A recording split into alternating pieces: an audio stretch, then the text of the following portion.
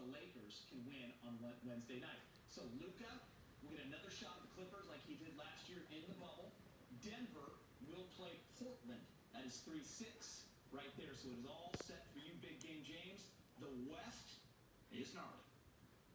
Yeah, I mean, a lot of raging going on over there. Yeah, I mean, I'm ready to get started. Regardless of who's playing who.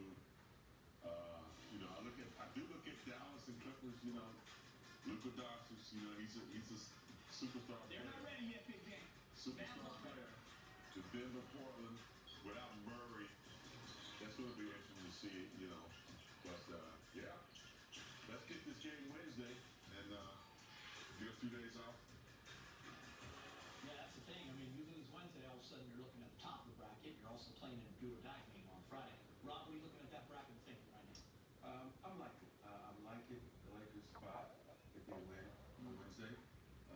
If you look at that bracket, I think it's set up perfectly. You know me, I'm all about positioning And matchups. matchups. You wanted this from the get-go about 2 months ago. You wanted to be on the other side of the bracket. Exactly. I think because if you look at all those teams that the Lakers are, they have no dominant big men. Who can guard AD in any of that bracket? Nobody. So that's why I look at it. And then on the flip side of that, who are they can guard LeBron?